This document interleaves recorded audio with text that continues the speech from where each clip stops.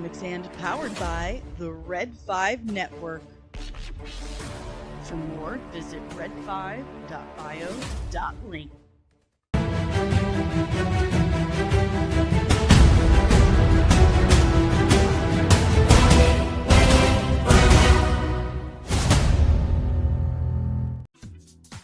I still feel like I should throw glitter when that happens, like boom.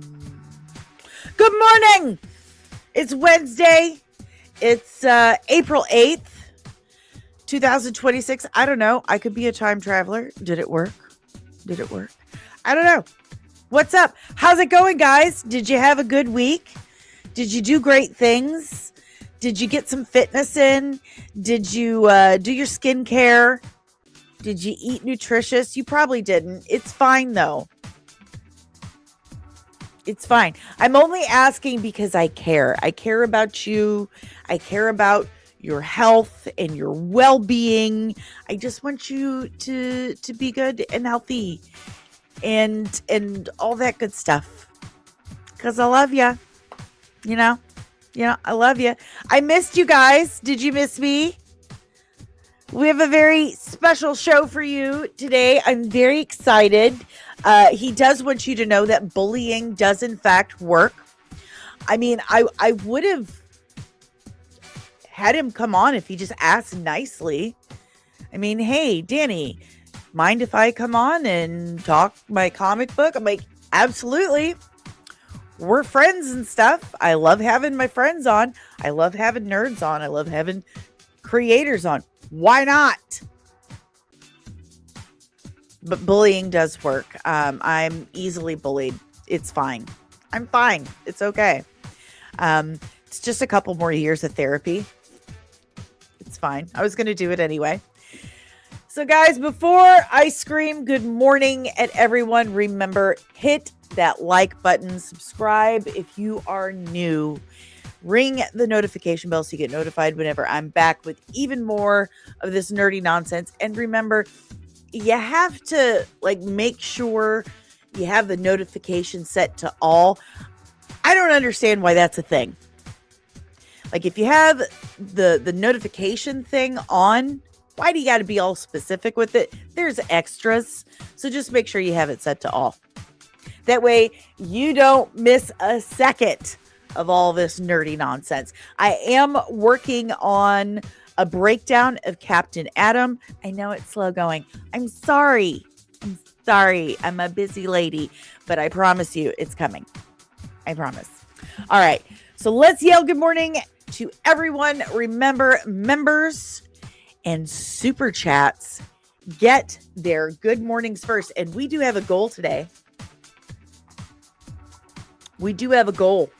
And I don't believe that our very special guest is aware of our goal. I love you, Nandrew. Here is the goal. 10 super chats. 10 super chats of $5 or more. And Andrew has to defend Budweiser. I see you. $10 or more, or 10 super chats at $5 or more, and Andrew has to defend Budweiser. Do this for me, guys. Do this for me. Please, please, please, please. He's going to start going off on me in T-minus 3 seconds. All right, guys. You see it pinned in the chat. Let's go with those super chats. By the way, it's a very special day for him. So just saying. Good morning, Mustafa! Lieutenant Mustafa, good morning. How are you? Oh, sorry, we got to do members first. That's our only member right now, but that's okay. We are a laid-back army. We're a laid-back army. Good morning, fellowship culture. Welcome. Well, Harkin. You better subscribe with this account, too. Good morning, Lord Toth. good morning. And if it isn't the greatest artist I have ever known, Mr. Evan Scale, ladies and gentlemen, I just got to take a second to show this off because I dropped it last night on the campaign in a few places. Look what Evan Scale has created. This is our first splash page for Veiled Legacy, Book 1, Midwest Gothic. This dude is a living legend. Thank you so much, Evan. This is absolutely incredible. I'm going to be emailing you today some reactions from my Oscar-winning monster creator friend and a couple other friends of mine. This is absolutely amazing. Amazing! I love you and thank you, Evan. Thank you for being here. Good morning, Monique. Good morning. Good morning. Who else we got? And is that all we have for now? Again, we trickle in. And I'm a half an hour early today because I was told I had to do an extra stream today. And that gentle jerkwad has not sent me the stream thing yet. So that's what he gets for, he's doing this to me. And that's not nice.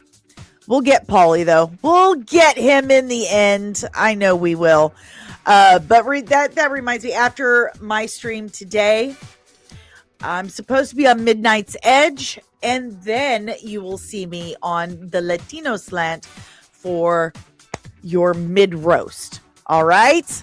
Well, let's dive into it, guys. Oh, Andrew. It's Budweiser or Bud Light. It's either one.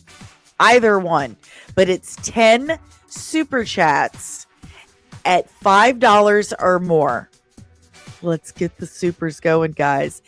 And without further ado, I give you my friend, my compatriot, the guy who looks so much like my nephew, and this has been confirmed, the creator of Blue Shift, Andrew Rodriguez. Hi, Danny. Thanks for having me on, even though you're being a twit. You're so proud of yourself, I can tell. The kids are very happy to see you. That's a first. And now it's a second. Now it's happened twice. Yeah, it's happened twice. That is you write that down in your diary today. Today, children were happy to see me twice. How about that? It's a big day for you. Yeah. It's every day is a big day at the Rippaverse, but this is going to be quite the day, quite the week. We'll just put it that way. So is it NDA? Yes. Oh, okay. But I'm pretty sure folks will be surprised. So. Oh yeah, I'm sure some folks will be happy. There are a few things getting announced here this week that people have been requesting fairly heavily for the past few months. So we like to listen to the fans. It's this weird thing that, like, when you are in a creative industry and you have fans who want to give your money for something, and like they tell you what they'll be willing to give you their money for, and you give them that thing, they give you their money. What an amazing concept. It's a really weird concept for some people, apparently, but it's worked out pretty well so far. That's how Dad did it. That's how America does it. That's incredible. Pretty well so far. That's incredible. I'm going to write it down. You should. I'm going to write that down. I don't see a notepad in your hand. Well, I have an iPad thanks to our amazing Caro Brown, the Twinkie. Oh, wow. Look at that background. That's an incredible background. It's a great background. Who drew that? Yeah. I think it was a guy named Evan Scale. Mega talent. Mega talent. Living artist legend. And co-creator of Dirty Deeds. Yeah, artist and he's created a few things in Veiled Legacy. I even got to tell him, like, when I was writing book 2, some of the artwork he created for my character Layla Fellows became actual things, and I was like, oh, this is actually really helpful. Okay. Thanks, buddy. He's so good. He's so good. All right, before we get into how amazing and creative you are with your book that's coming, we do a little thing here. That we do this before we talk about any main topic or anything else. We like to talk about headlines.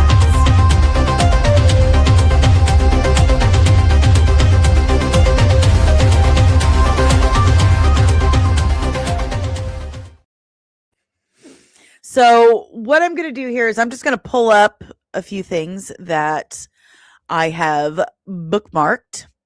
If I can manage to, I don't even have that tab open because I have a million tabs on both monitors and neither one are for the correct thing. Here we go. Why does StreamYard make you press 357 buttons? I don't understand these things, but okay. I don't know. I'm not a YouTuber or streamer. I don't know how any of this works. You stream? Allegedly. All right. Allegedly. All right. So we're hearing some things about the upcoming X-Men films for the MCU. And Jake Schreier is directing. He, of course, directed Thunderbolts most recently. And which I actually quite enjoyed. I did. I enjoyed Thunderbolts. It was odd that was like one of the better MCU films post Endgame. It just came out at the wrong time because nobody cared. I would agree. So nobody saw it. I would agree. Yeah, they've really killed a lot of the love and trust that the fans had with them. And that's like wadding up a piece of paper. You know, how you gonna make that perfectly flat again? You can't. You know, it's gonna take a lot to rebuild that trust again with the fans, if that's ever going to be possible. Because you know how the mouse is. Oh, no, we don't make mistakes. I don't know what you're talking about. Nope, nothing to see here. No. So Jake Schreier is talking about how it's going to be a multi-film situation. But here's the thing that really got my attention. One, he says they definitely want to focus on the Chris Claremont books, which, yes, please. I mean, that's the era obvious. That everybody remembers the most. Right. Or at least and thinks they remember the most in some cases. Yeah. I definitely believe that Chris Claremont is one of the best comic writers of all time. I absolutely love and adore him. But Jake says Beef creator Lee Sung Jin and the Bear writer Joanna Cayo are both working on script rewrites. When you go back and read X-Men comics, there's ideology, but also interpersonal drama. I mean, duh. Almost. That's X-Men. Yeah. Welcome. Almost of a soap opera quality, having writers who understand how to write ideology from personal stakes. If we get that right, that's where we feel most honest to what X-Men can be. But the Bear and Beef, I just don't know. Like, I get what he's saying. You want someone who can write ensemble pieces. Yes. But are either one of these people going to treat the X-Men as precious? Are they going to care about the lore? I mean, we know the answer to that. Disney doesn't even care. Yeah, every now and then you get lucky, right? And the creators will end up caring more than the studio, and that'll kind of leak through in the work. But more X-Men often 97. than not, yeah, like X-Men 97, where there's clear love for, not everybody agreed with every single decision that was made in that, but you can't argue that there was actual passion and love for the characters and for the IP. Now, you might luck out and have some of that leak through in these live actions, but we just don't see that frequently anymore. No. And to be honest, Bo did text me. Like, this is how I found out this was who was writing it, because, I was working on, something that day, and he texted me. He said, "Did you see who's writing this?" And I said, "No." And I looked it up. I was like, "Are you kidding it's me?" you. Yeah. Well, no, the rewrites for the X-Men film. And I said, "Are these two people?" And Oh, he's for like, this, yeah. "Yeah." And he was I like, thought you were referring to "Yeah." 97. No. We became friends after that. But yeah, I was like, "Are you serious right now?" He's like, "I know. Those are the only things those people have done. They've never worked on films. They're not familiar with the property at all. They've basically just hired them because, oh, they write a lot of fights in like The Bear." Which, by the way, I know a lot of people really love The Bear. I can't watch that show. It makes my anxiety want to crawl out of my brain. I'm actually not familiar with it. Oh god, it keeps getting called a comedy, and it makes me want to flip my desk, to use your phrase from last Uh, night. I, okay. Okay. it is the most irritating show. Like, I can't handle it. Like I said, I know a lot of people really really like it, but it's just constant anxiety, constant stress. And I'm like, I can't watch it anymore. It's too much. So if that's what they want to do to the X-Men, I I will write such a letter. Such a letter. I will go on a letter, Strongly worded letter. a strongly word, my inner white Karen, my inner Midwestern Not white. your inner Latina? Yeah. That's probably scarier. Okay, well, maybe the mixture of Irish Latina will come out, and she will write a threatening letter, Hmm. and I'll probably end up in jail. "Dear Caro, I hope you have bail money." Like, once a week, that is a text I send her. "I hope you have bail money." And she's like, "Covered. What's up?" like um the X-Men are in trouble. I'm going to save them. But yeah, we've been waiting for the X-Men to come back for so long, and now we're at the point where it's like, we don't want it now. Yeah, Like, well, we're at a point where we don't have the reason to give them benefit of the doubt anymore, right? right. Um, it every now and then they'll come out with something. It's like, oh, well, that actually kind of surprised me. Like Thunderbolts surprised me. I was like, wow, I actually really enjoyed this movie. But anything else that's come out after Endgame, I'm hard pressed to think of something that I genuinely liked. I hated Thor: Love and Thunder. I skipped on Eternals. I skipped on Captain America: Brave New World. Um, and everything. I didn't like any of the Holland Spider-Man films. The only thing that I liked about No Way Home is the fact that Toby and Andrew were in it. Um, it's just, I don't know. All those movies have just kind of let me down, and them having the X-Men now doesn't exactly fill me with optimism and enthusiasm. I would love to be proven wrong. I am always open to being proven Right. wrong. I Me would too. rather enjoy this stuff. I would rather, you know, sit here with you or anybody else on the stream after the movies come out, after Oops. we've, talked about it. And we can say, hey, we actually really enjoyed this. This was a good film, right? This was fun. This actually at least mostly respected the material, did some fun new things maybe as well. That's ideal.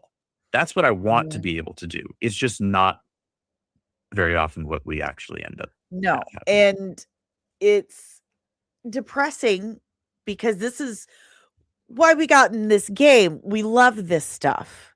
Mhm. We love it. So we don't want to sit here and just be depressed about it. We don't want to sit and talk about how much we dislike this stuff. We want to Yeah. go back to geeking out about how awesome it is and how excited we are about these things. There have been a few times where I've sat on this stream and been like, Guys, I miss being hyped for shit. Like I miss that feeling of, oh my gosh, I am so stoked for this. It's way And better then than being upset at everything all the time. yeah. Yeah. You know? Absolutely. But I've always been such a big X-Men fan, and it was definitely X-Men the animated series that prompted me to create my first stack of original ish characters. They were definitely X-Men heavily inspired for Yeah. serious. I was 11, okay? But it's just sad when we're going into this with more of a feeling than Yeah. finally here we are. Let's go, let's go, let's go.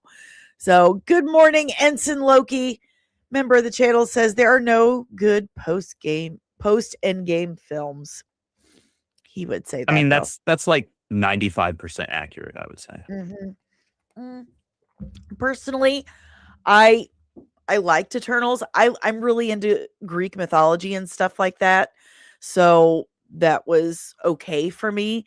I absolutely loathed and detested Brave New Missed Opportunity. Like that could have been so much better.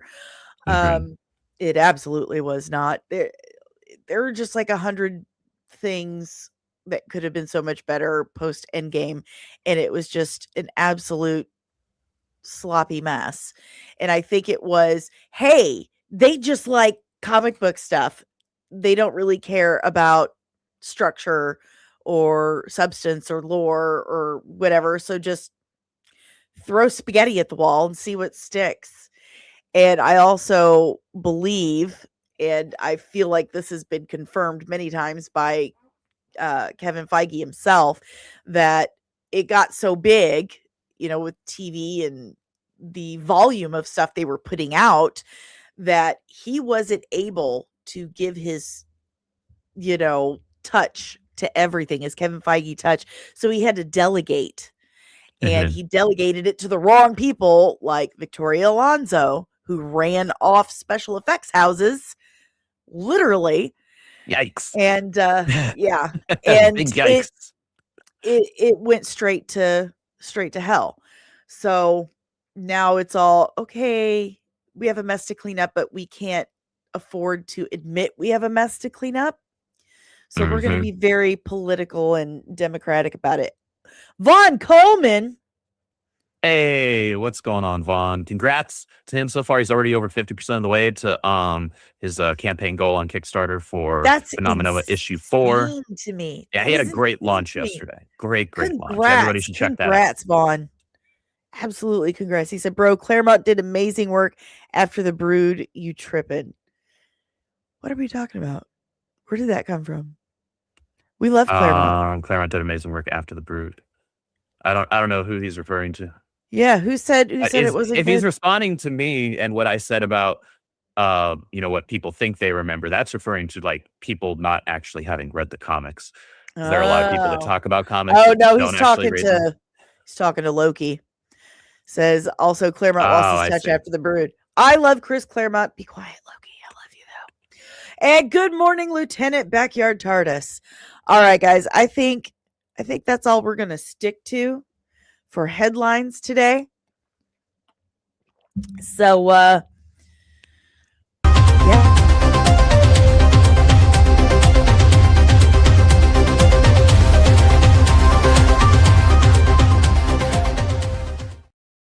Vaughn says someone was blaspheming in the chat. Well, we do not tolerate blasphemy here. We do love Loki for who he is, though. Loki is a very loyal member and supporter of the channel, and he is who he is. He is Loki, after all. He is the god of mischief. So, okay.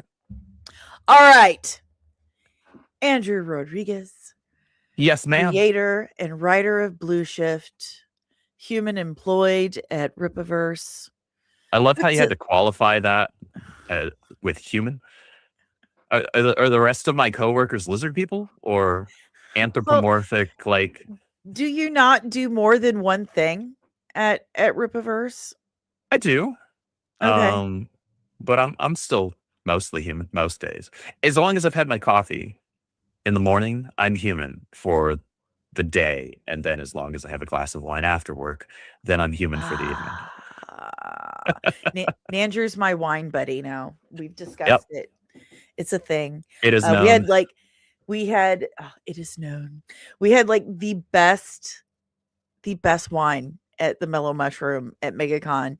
And maybe it We was just really because did. That was pretty it solid. was so good. Maybe it's because we were worn out and exhausted. Maybe That's that had true. something to do with it. That is true. It might have been just extra good because we were just done with the day and the wine just felt a little extra good. Right. But I took a sip of that and it was just like, ah, you are so nice. Hey, the Merc Lounge Hey, what's is up, Mark? here. What's up? All right. Not lizard person employed at Rippaverse, wine buddy Mostly not Nandrew. lizard person. Oh, also big reminder for those who just popped into the chat. We do have a goal today for supers. 10 Mhm. super chats today, 10 super chats at $5 and more. And Nandrew over here has to defend Budweiser beer. 10 Guys, super don't chats give or this more. woman your money. Not on this stream anyway. Back her Let's book instead. Give her money by backing her book. Don't. let's get well, the super chats help back my book too. Okay. So let's get those super chats going, guys. Show us some love. And please, 10 super chats is our goal for this stream. And the reward will be Andrew over here. He's got to defend Budweiser. We have a thing. That's enough out of you, Kino, or you're fired. Kino is. See, my I'm already contributing friends editor. with Kino now. Like, we're cool. You better be cool. He's my contributing editor. He's good people. He helps out a lot. Well, now I have even more reason. You know. There are no lizard people at Rippaverse, as far as we know. As far as we're aware. Not at the moment. Not at the moment. Not at the moment. I can neither confirm nor deny. They haven't infiltrated yet, as far as we're aware. But we can or Andrew can let Eric know your concerns, and I'm sure he'll get right on that. But don't give or him. You can let him know directly because I'll forget. Like wizards, whatever. Are they doing the job right? I don't discriminate. That's fine. Vaughn wants to know if hiring lizard people qualify for DEI benefits. You know, that's a fantastic question. I'm going to say yes. I'm going to say yes. However, I will discriminate against furries. No furries. They know that they have it coming. Yeah. They Yeah. really I'll be pest control over here if I got to do that. I'll help. Like the old Looney Tunes cartoons and stuff, even like right with the van with the siren on top and the dudes are hanging out the back with the nets. You know, I'll be one of those guys. Let's go. Vaughn can drive. We'll hang out the back with the nets and the mallets. That's fine. Let's go. I'm here for it. Let's talk about Blue Shift. Because the goal today. Let's talk about Blue Shift tryouts. Let's talk, because the goal today is for you guys, or for you guys. Are there more than one of you? For you to make us experts on Zephyr Arlen before your book drops, and it could be soon. So fans have been asking for it, so you know they have been. I was there at MegaCon. A lot of people were asking for it. Yeah, and thank you guys for making it so that these are no longer available. You can't buy these right now because y'all already bought them all. Like they're no more. They're literally no more. It's actually our first book to sell completely out of all covers, which is a great problem to have. Though I was kind of bummed I didn't have a stack of them to to work with at MegaCon and like throw at people and they're like, here, buy this. Yeah, can't confirm I was there. I witnessed it. But you know, we're doing our best over here. I appreciate everybody that supported it. I appreciate everybody that's been enthusiastic about Zephyr's stories and wanting more of them after reading Blue Shift tryouts. And I know that Eric is listening. I know that he's paying attention because that's kind of how we stay in business, is by paying attention to the fans. And if y'all are telling him, hey, give us more of this guy, maybe we'll get more of that guy. Yeah. Vaughn says, I missed the first appearance. My own fault. I was told nobody buys Rippaverse books, though. Allegedly reliable sources have said that. I question the reliability of said sources, but that's okay. That's okay. People are wrong every day about any number of things. Yeah, that's very true. But I didn't even get a copy. So thanks a lot, jerks. You bought all the books. I didn't even get a copy of tryouts or Blue Shift. Wow. I'm a little let down, but it's okay. I'm hoping for a reprint. And y'all have to bug Eric for the reprint, because I mean that's the first appearance in here. Bully. That's what you got to do. Bullying works, guys. My presence here today is proof positive of such a claim. Speaking of bullying, I don't see any super chats so far. What's going on, guys? So far, the chat's on my side. They're all backing your book instead. No, they're not. Like I told them to. I'm looking guys, right here. Go back to Danny's book. That's what you should be doing right now. I'm not seeing any super chats. I'm not seeing anything of the sort. This is my channel. You're supposed to be supporting, guys. Let's go. Let's do it. Make it happen. No lollygagging. So what do we need to know? What you need to know is what's the first thing we need to know? Well, he is the Heart of Gold hero archetype. Zephyr came about, one, by my love for that archetype. Two, my love for the Speedster archetype in terms of power set. But three, seeing that there was a need at the Rippaverse, seeing that there was a gap. We had all of these interesting characters constantly being introduced that are either morally gray. We got anti-heroes like Yaira. We've got super complex characters like Isom. We've got, your darker characters like Sydney, in the Bloodruth stories written by the Saskas. We've got, these grounded street level vigilantes like the Horsemen, by Chuck Dixon and Joe Bennett. Incredible book series, by the way. You guys should really, really, really read it. But it kept confirming more and more each time we'd introduce a new character that hole, that void was just more and more prominent, right? Because you're filling out this universe with a bunch of darker characters and more super serious tones. And that's not to say you can't tell serious stories with, a Heart of Gold character. It's important to be able to do that, but you still need a character that adds a spark of light to your universe. You need to have that contrast. And I said to myself, this is a must-have. Here, we need to have a character who brings that light, and people can get behind, because they really want to root for the kid. That's my hope. I want people to root for Zephyr when he's, going through something, and I want them to want to throw their shoes at him when he makes a stupid decision. Right. Yeah. I want people to be invested. And that's how I was with, characters that I grew up with. And so he is a speedster, a grounded speedster though, because I did a lot of, yes, I see you, Carol. I did ditch the meeting to be here with Danny. So Danny, you should feel privileged.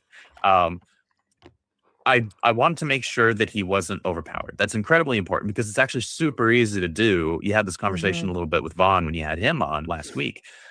It's very easy to have a speedster get overpowered very quickly.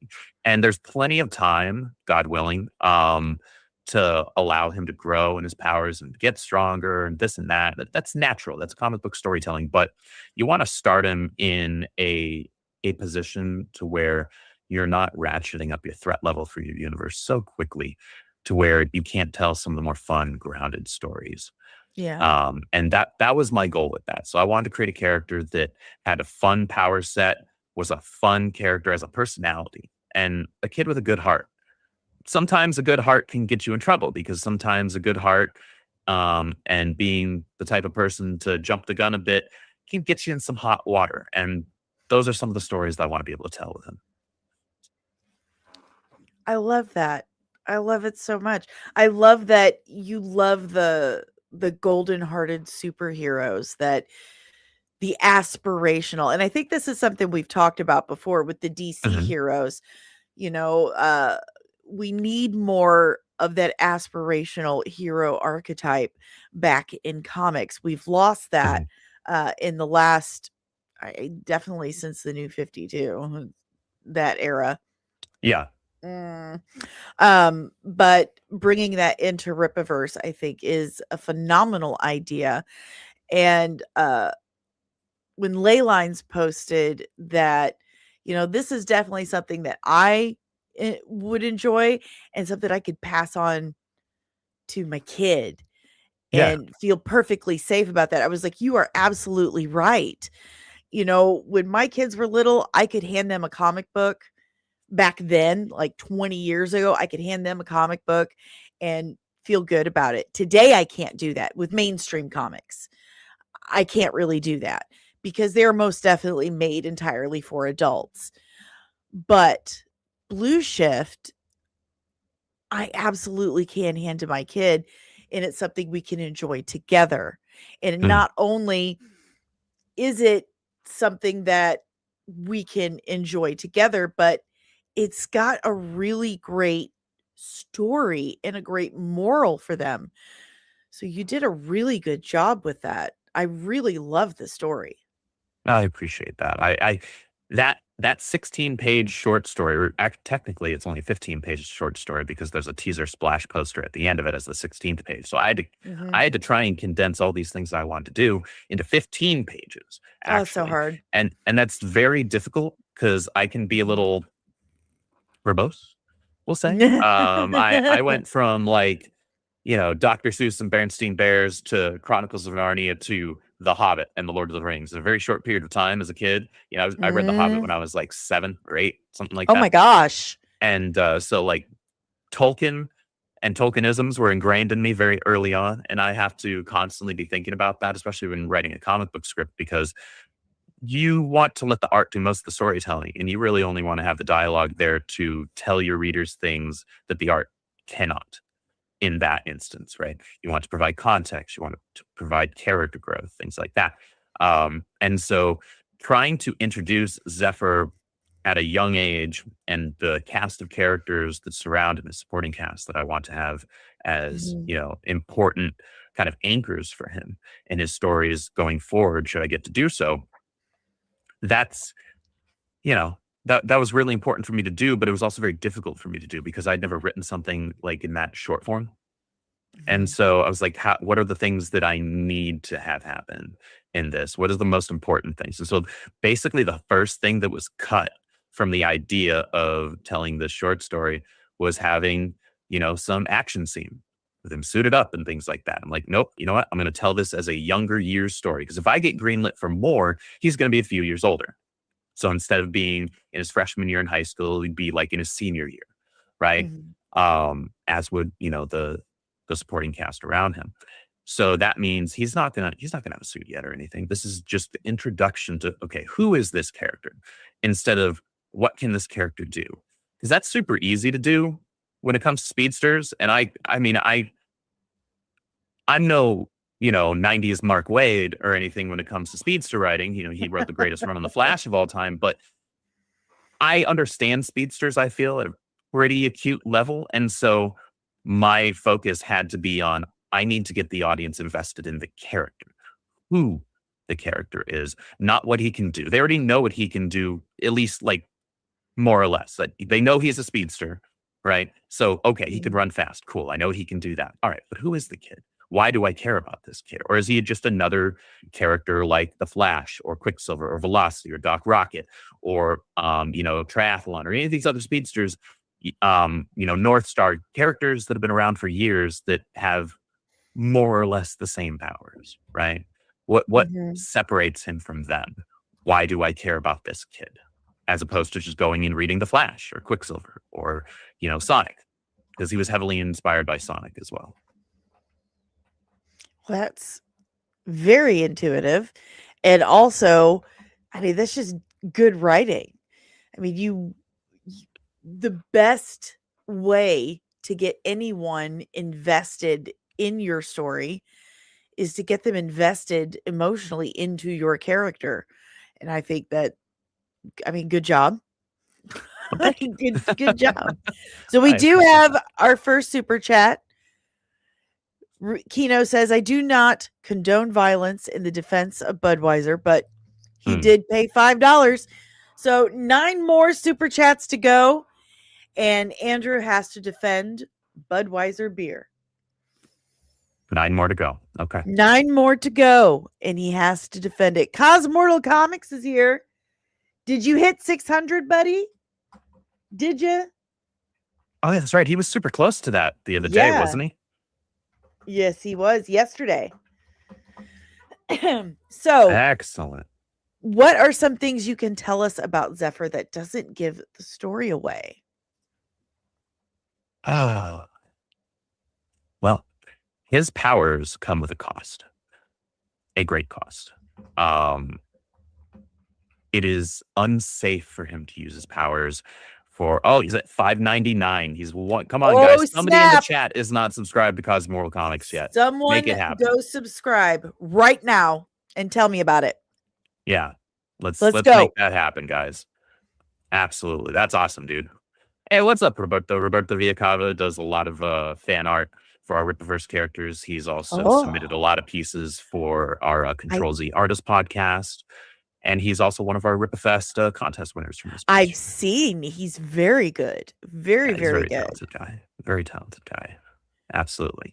But a lot of times people will create cool superpowers for characters and then not think about what their weaknesses are or what their drawbacks are or something that, adds some stakes to the character deciding to go into action. That's something that is baked into Zephyr as a character. And it actually is the driving force behind what I would hope for to be his first arc. Because he desperately wants to be able to help people. And he physically, he can, but he can't. Because of how dangerous it is for him. Oh, I like that. I like that it's so important in Rippaverse Comics that there are stakes that are real stakes, and that's like a safety cord to keep these characters from going too OP and the storylines from getting too difficult to write because things would get too easy for them to solve. So that's absolutely a really good move. I like that. Yeah, because again, it's so easy to just let things get away from you with speedsters. Like it'll literally run away from you because of just how easy it is to make them overpowered if you're not being very intentional and deliberate with the storytelling that you're doing. Why do you like speedsters so much? So this actually goes back to when I was a kid. I was always just about always the smallest kid on the block. But I was also the fastest kid in the neighborhood. And so while I got picked on by people who were either much older and or much larger than me, I was still able to avoid conflict with very few exceptions because I was faster than them, and it also helped in playing, two-hand touch or flag football or anything like that, in the street. And, people would want me on their team for no other reason than I'd be fast. Like if I can catch the ball, you're not going to catch me. Right. Type of a thing. And so I've always had this attunement when it came to running. I did run cross country in high school. I ran track as well, and it's something that I've always loved. I love running. There's a freedom in running. It releases endorphins, right? So there's a chemical reaction that happens there, and it's something I get great enjoyment out of. And so when I was young and got my first 2 comics, my dad got them for me at a garage sale, actually, when we just moved to our new neighborhood. This isn't the literal first one I have, because my literal first one isn't signed, but this was my first Flash comic. And these were my first 2 comics. So issue zeros were my first ones. So right after 0 Hour Crisis in Time. But seeing a character a superhero's whole deal was running, I was like, oh, I can get behind this. Right. And at the time, I was already a fan of Sonic as well. So my introduction to comic books as a medium were the Archie Sonic comics. I watched the Saturday morning cartoon as a kid. I had friends that had either a Genesis or a Game Gear, played the games. I didn't have one of those until I was like 7th grade. And I always had this attachment to characters whose main thing is running. And ever since I even had the notion of wanting to create a comic book character, I knew that if I was going to create a comic book character, like a superhero, traditional superhero, it was going to be a Heart of Gold character, and it was going to be a Speedster. Because, I mean, my first 2 comics, so Heart of Gold character, Speedster, right? So I had to kind of pair those things, because I think it's important. Again, that goes back to filling that void in a universe and adding some light. I love that. I can't run. I can't run. Not everyone can. Well, no, I physically can't. I could. My first amputation, they just took my foot, so I still had like suspension. And so in high school, I did run track with my prosthetic. I wasn't great, but I did it. I threw shot put and discus, but I did run like relays and stuff, which I thought was weird. Like, why are you having me run a relay? Like, Right. weird choices are made. But I still did it. But after the second amputation, they took like 6-7 more inches. And ever since then, it's like my body completely forgot how to do it entirely. So I can't. So I always joke around that I just don't trust people who run for fun. Yeah, fair enough. I've had friends that subscribe to that same notion, but I do just genuinely love running.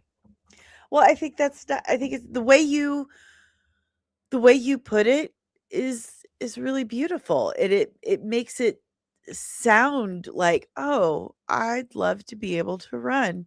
Now I'm sad. Thanks, Andrew. Sorry.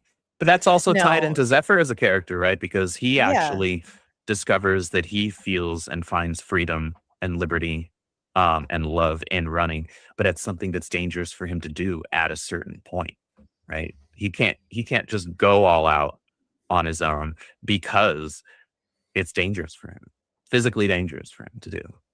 And so there's that physical inner conflict already baked into the character there, where this thing that he loves to do, and then you tack onto that him wanting to do something good with this thing that he can do, but he can't, but he wants to anyway.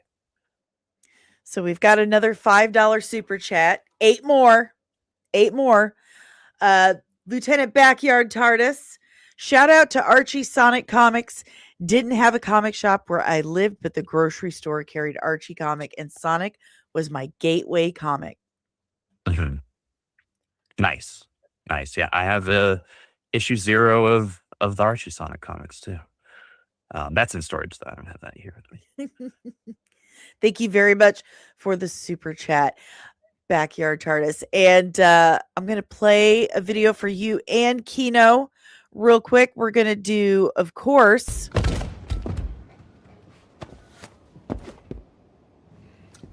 because that's what heroes do.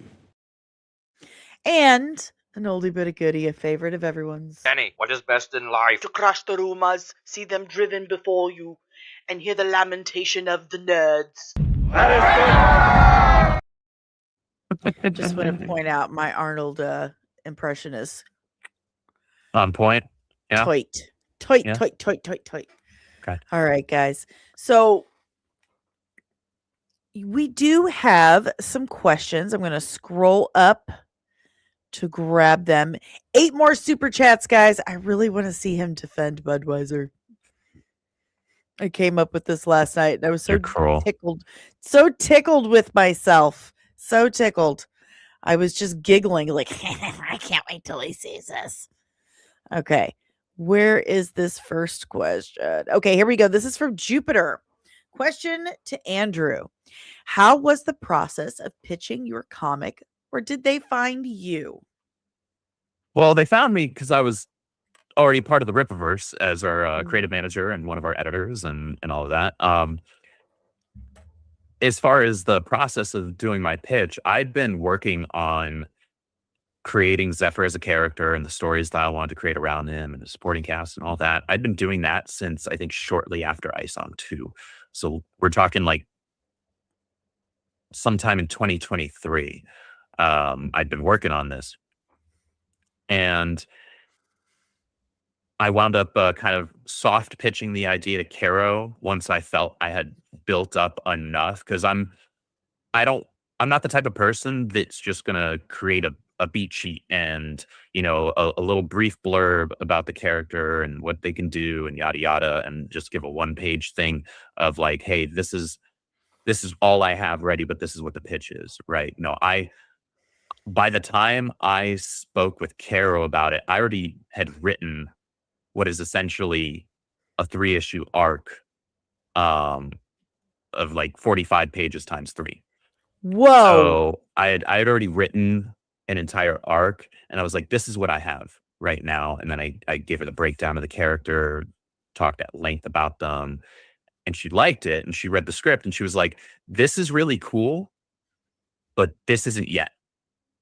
Like, what happens before this? And I was like, okay. All right, what happens before this? And so what I did was I think it was a couple of months, and I went not necessarily back to the drawing board because I still kept the other one, but I was like, okay. So then I came back with another 3-part arc that is actually what, if I get greenlit for more, that's what that first thing would be. And she was like, this is great.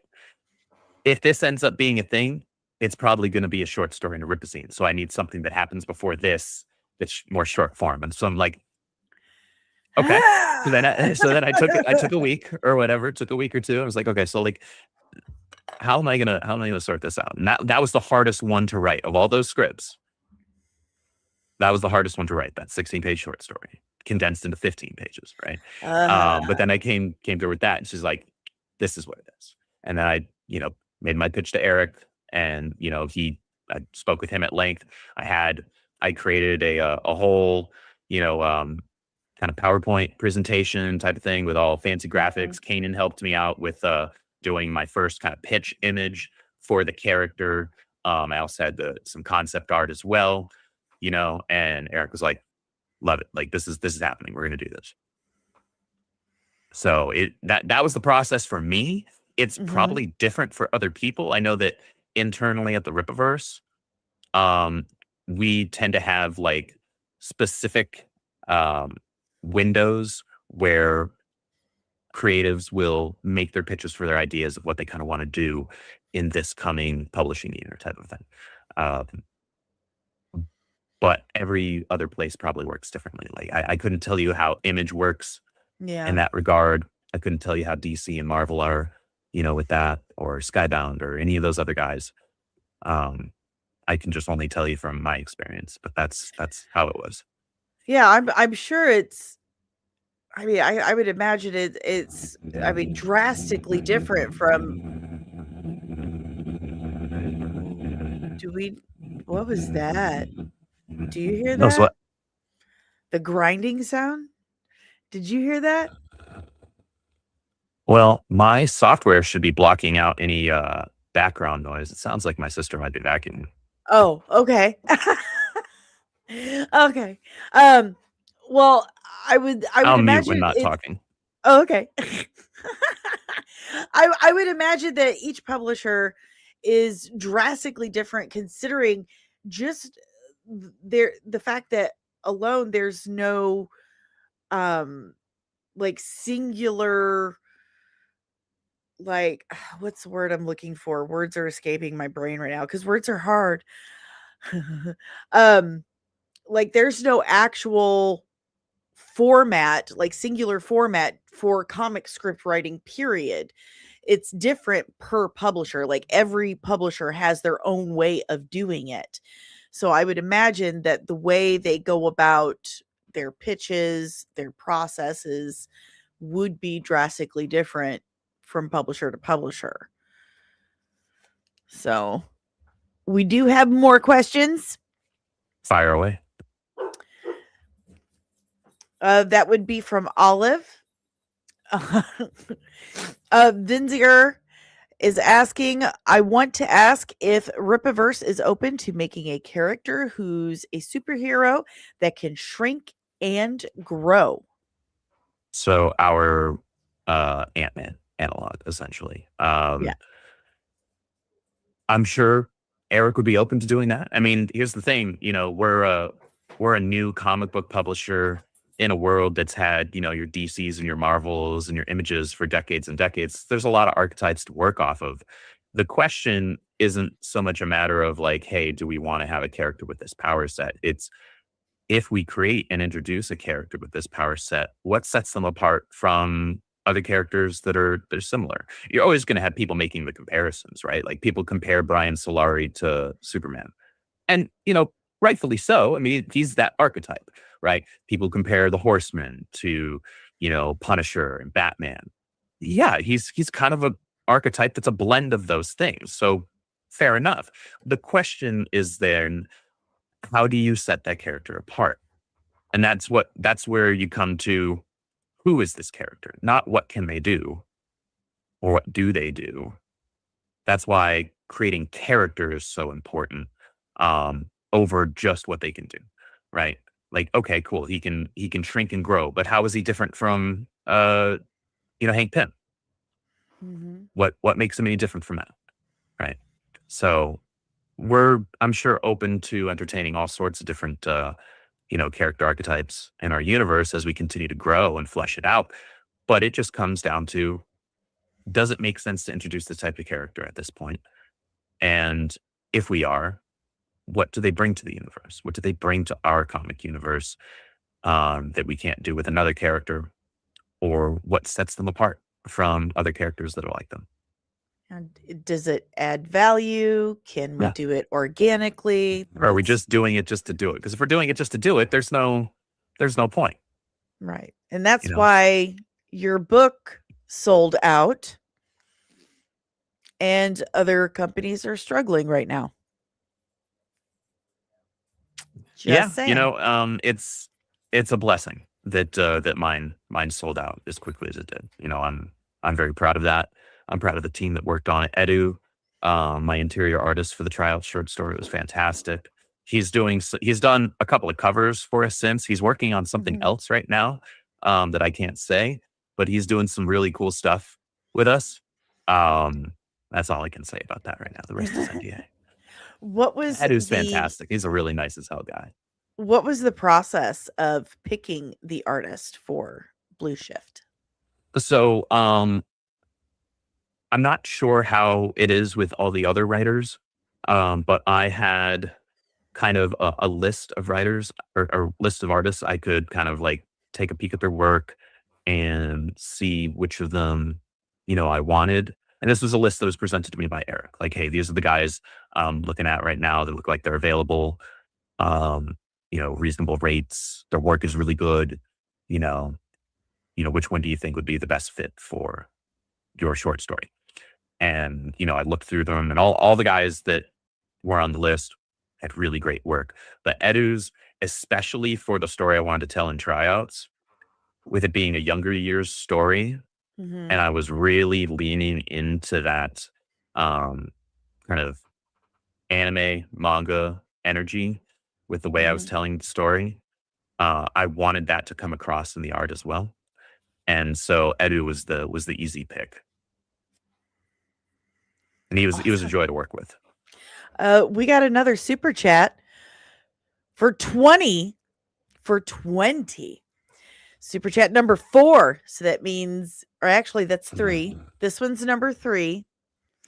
So that means 7 more super chats to go. And Andrew has to defend Budweiser. He says short and sweet, like pineapples on pizza. Goodness gracious.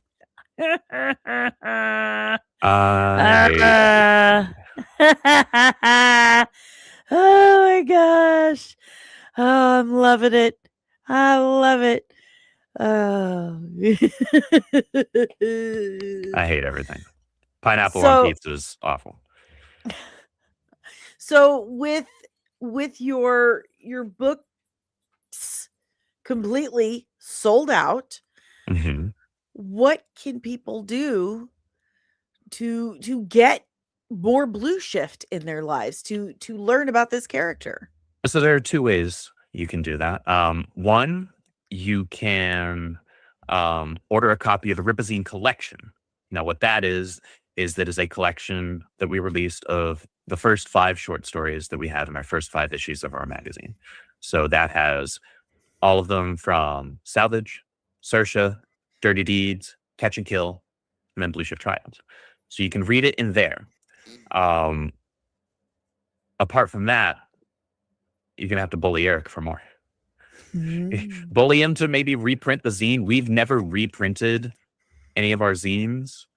But maybe there's a justification here this time because of how quickly we sold out. If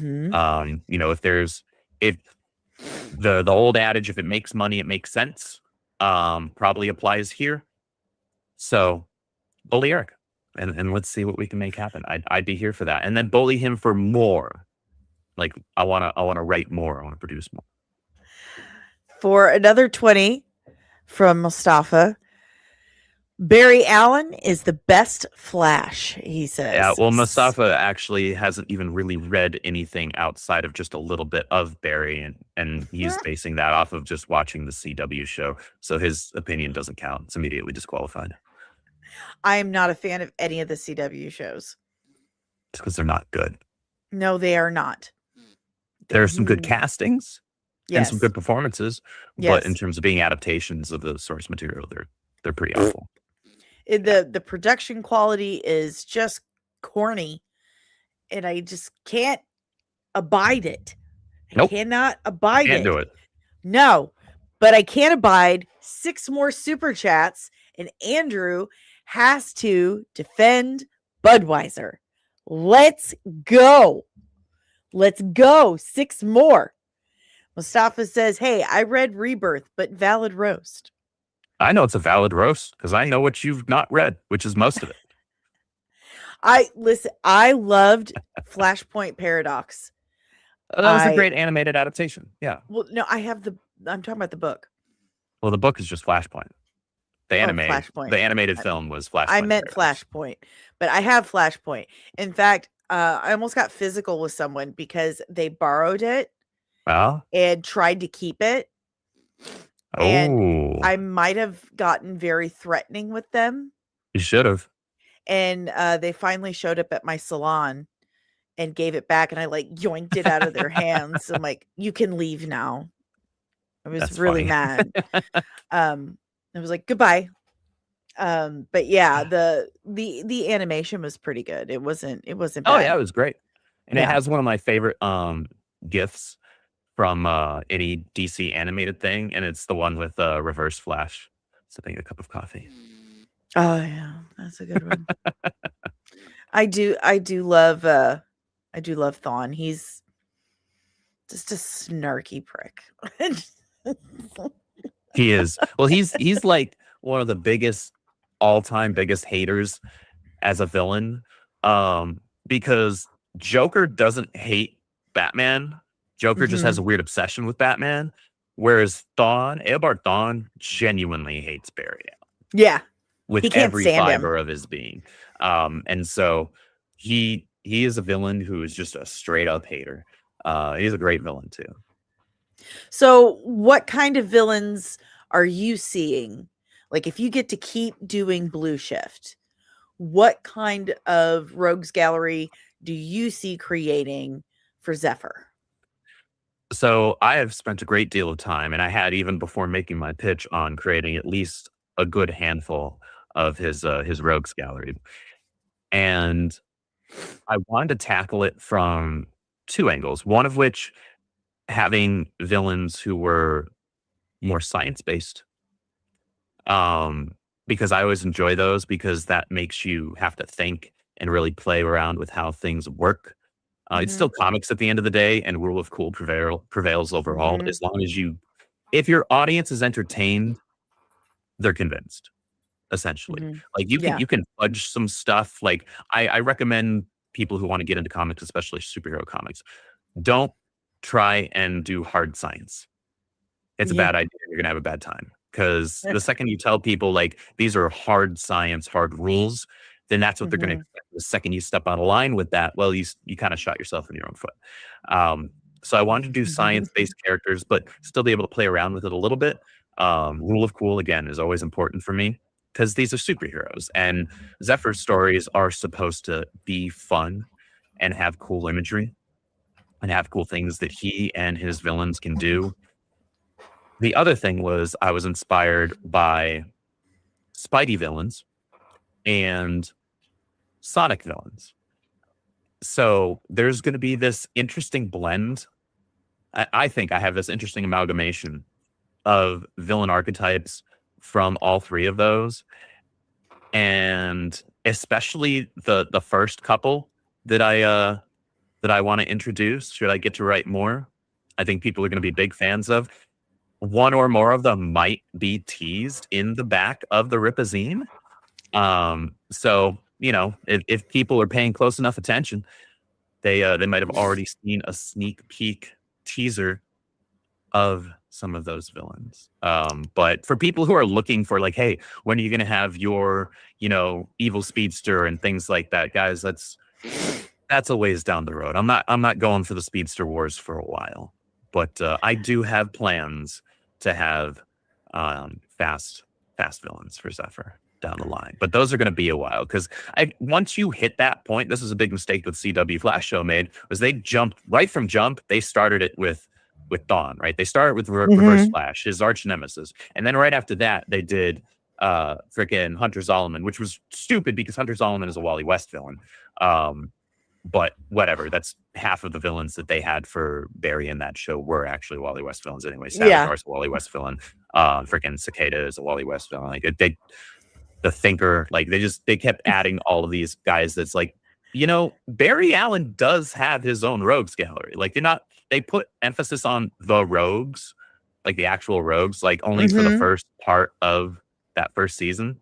And then they just got away with it. And like every villain was a speedster. It was like, okay, like I don't want to let it get away from me like that. I want to make sure that I can tell good stories with characters that I have to figure out how they can actually provide a challenge for Zephyr. And in turn, how Zephyr can solve for those challenges in a way that actually makes sense and doesn't just feel like, well, you just nerfed him for the sake of like the story, which is what, Yeah. so many other speedster stories have to do constantly because they've made speedsters that were too powerful. I love how knowledgeable you are about this. Like this is truly something you are super, super into. You're very passionate about it. You're very educated about it. Mhm. Like you're going to get greenlit, dude. Like it's going to happen. That book sold out like that. Fingers crossed. It's going to happen. I feel it. Fingers crossed. I feel it. I get the tingles. Okay, well, I have you know what? I'm tingles. gonna keep hoping. I'm gonna keep hoping. Everybody keep bullying Eric. That's basically that's the trick. Yeah, chase your stupid dream, man. It's not a stupid one. It's a good one. But I have a stupid dream. I have a stupid dream that we're going to get to bully Andrew today. We got another super chat. Barry Allen is the best flat. Is that it? No, wait, no, that's think not you the already right read one. that one. It's this one. Is this one? Who will be the roboticizing lizard fella? The roboticizing lizard fellas. So are we talking about Dr. Robotnik and like a hybrid between him and Kurt Connors? Well, we've already got our Rippaverse version of the like big lizard archetype. We have Lepredo. So we've got Lepredo, and he's our killer croc or our lizard. So I don't need to add another archetype into the mix when we already have one so early on in our universe. Maybe somewhere down the line, somebody else comes up with a really cool lizard type character and they do something unique with it. But there's not much point in doing that right now when we're still so small. Like compared to most indies, yeah, we've grown a lot and we put out a lot of work in just a few short years. But even then, we're way too small a universe right now in our publishing history to start like doubling up on villains like that. It doesn't quite make sense to do that. I have plenty of villains in mind though already for other things. So Yay. 5 more supers, guys. 5 more. Let's go. Come on.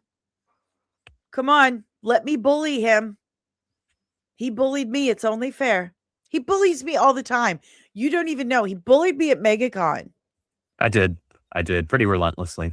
Yeah. I'd say I felt bad about it, but He didn't. I only kind of did. Are you serious? It's way up there. You may not be able to see it because you're way down here. That's just Another me being super. observant, and I have to do that for you. Did you say legs? Number 6. Andrew's charisma is infectious in the fandom. 4 more supers. I try to be interactive with our fans whenever I get the opportunity because fans want to be clued in. They want to be part of the energy. They want to be part of the conversation. We're blessed with some really awesome fans that are constantly in the Discord talking about everything that we're building. You know, sometimes debating about what books they like over other ones, theorizing. We have a very active Discord community.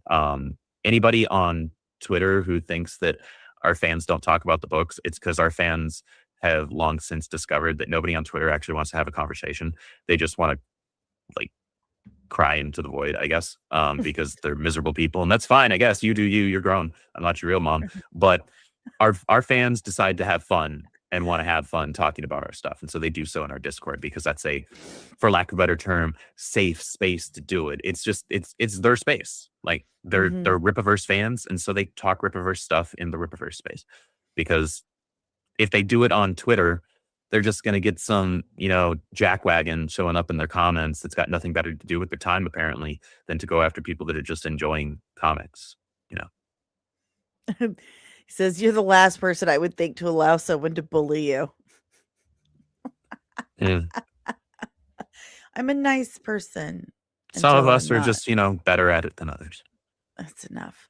For $5 from Backyard TARDIS, Lieutenant Backyard TARDIS, outside of Eggman's Dr. Robotnik, who is your favorite Sonic villain? 3 more. Oh, I mean, Metal Sonic, easily. Metal Sonic. I love Metal Sonic. Metal Sonic's fantastic. Now, there are a bunch of different iterations of him. And that's not to be confused with Mecha Sonic, which is roboticized Sonic in the comics.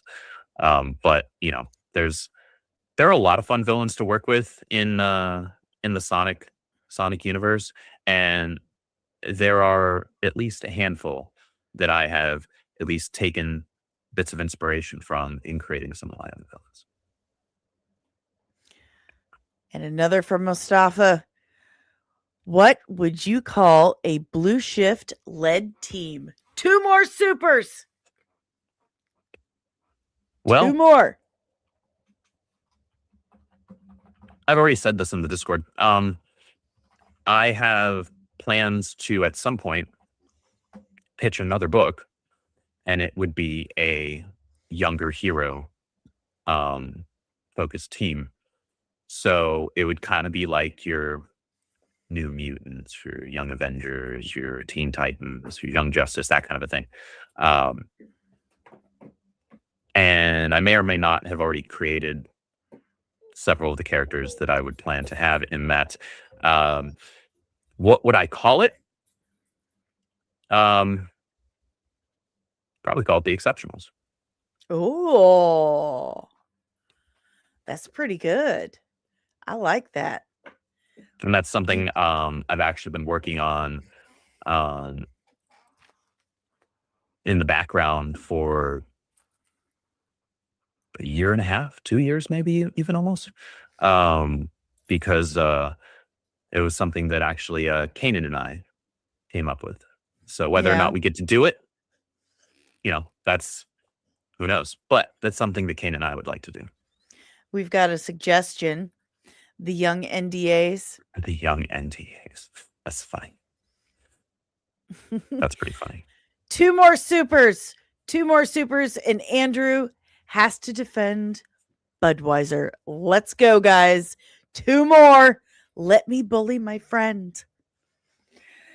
Anthony says, if it wasn't for Kickstarter, do you think it would have been harder to get your comic into wider exposure? Because it seems like the bigger comic book conventions are still very big brand oriented. I'm not sure if that's for me or for you, because we don't Yeah. do Kickstarters at the Rippaverse. We have our own pre-order platform on our own website. We've never put anything on Kickstarter, Indiegogo, Funlight Comic, any of those guys.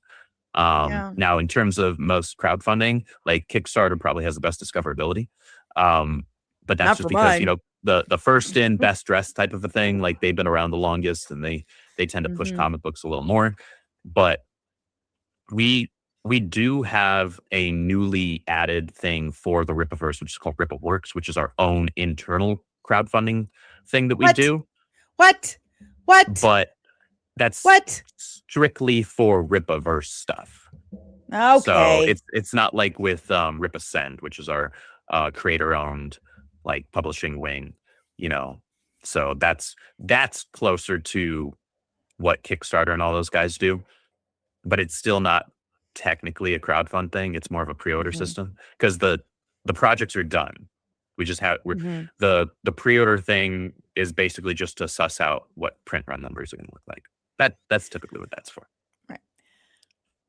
Number 9, super number 9.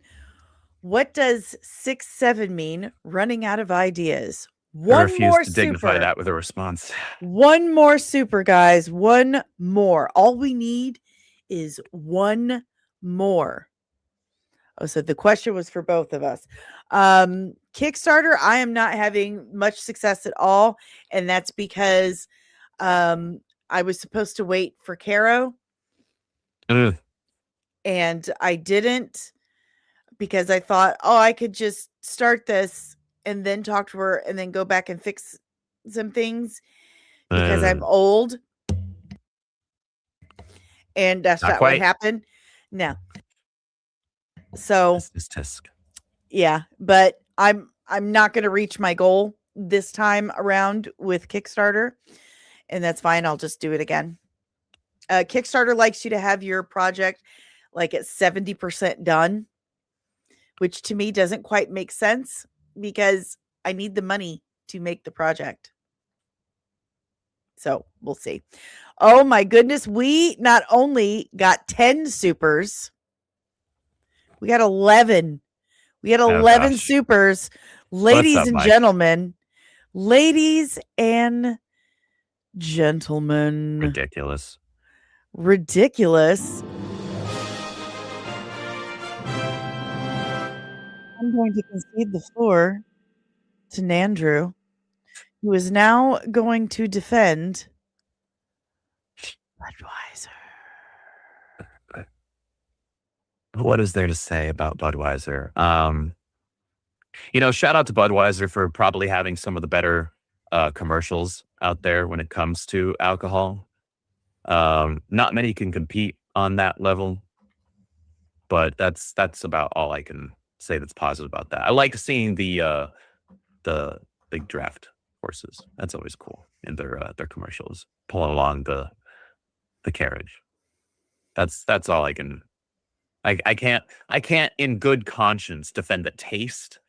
But I will say their marketing is on point.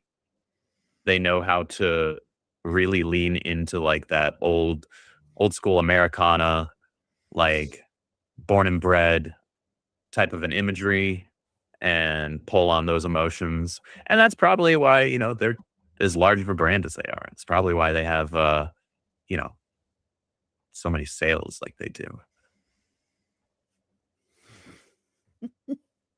You even had to put it in the lower thirds. You're awful. You're a terrible person. You should feel bad. You're bad and you should feel bad.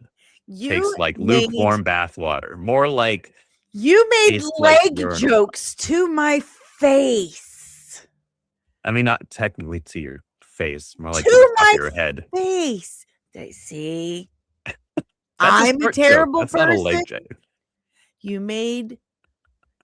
You deserve what you get, sir. Now we're even. Probably, Now yeah. we're even. Okay. Thank you all for your wonderful super chats and your support. I truly, truly appreciate it. You have no idea. Andrew appreciates it. Look at him. He's so happy. Mhm. Oh, yeah. I'm thrilled. Over the moon. Listen, I'm from St. Louis. Mhm. I grew up basically down the street from the brewery. Mhm.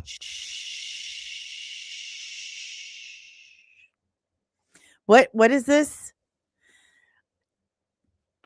He could have made leg jokes. That's a little more mean than I would have done. That's not nice. That's not nice. Please don't do that. Please don't do that. I'm gonna ask you nicely. Please don't do that. Andrew, thank you so much Yes, for ma'am. hanging out today. Of course. I do appreciate you bullying me into asking you to come on.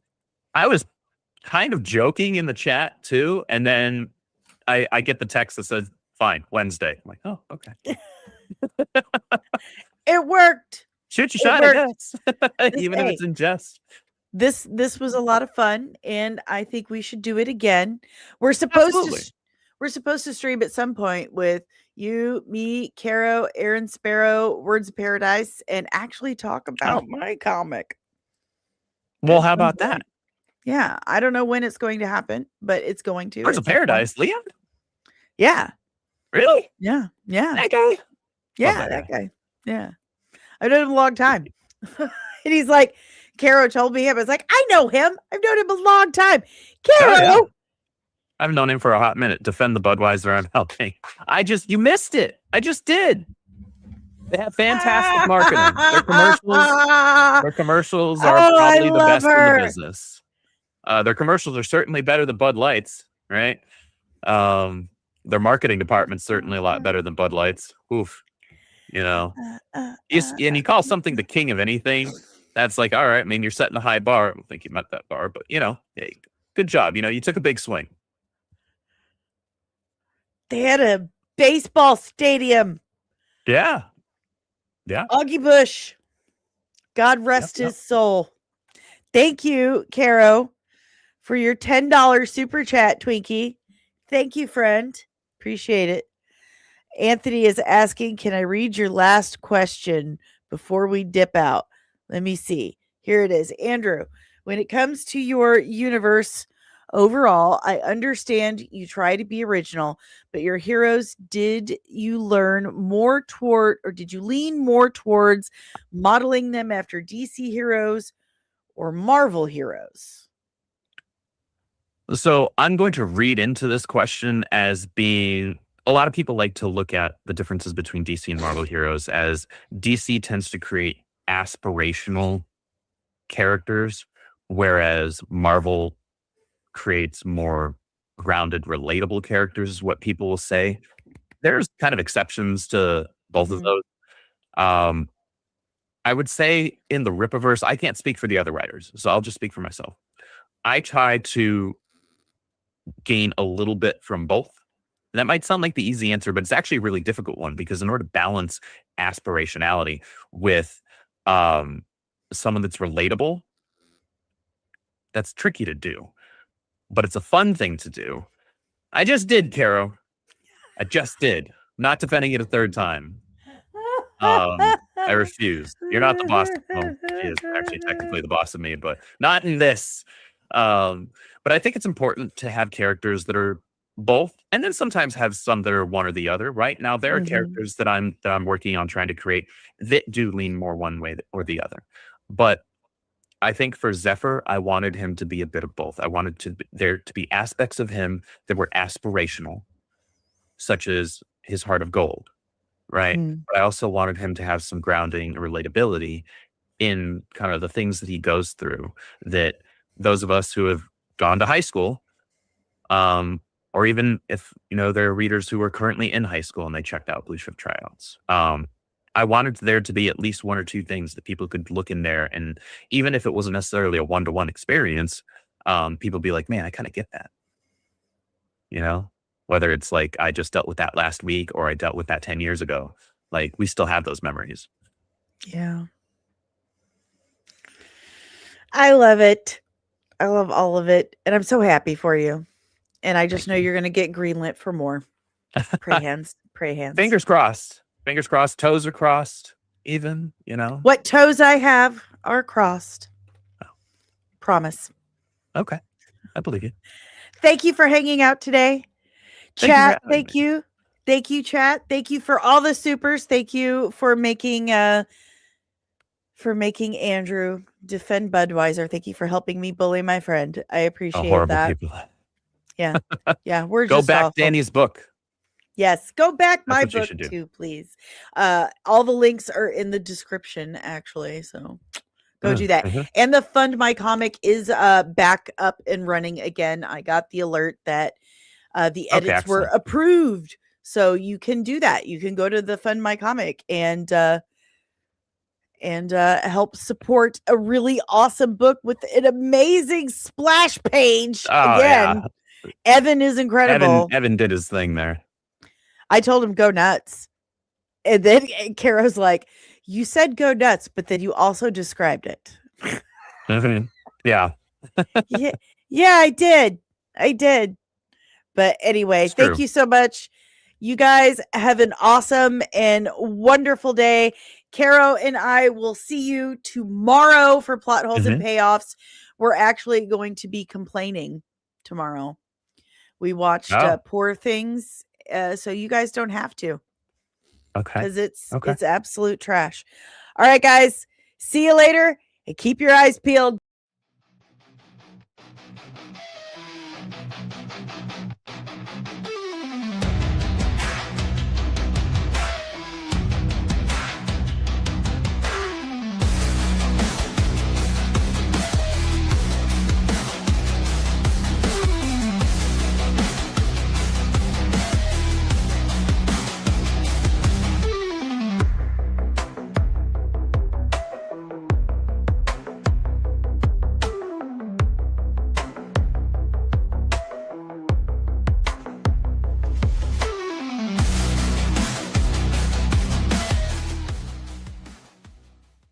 Disney and Kathleen Kennedy are gonna get you!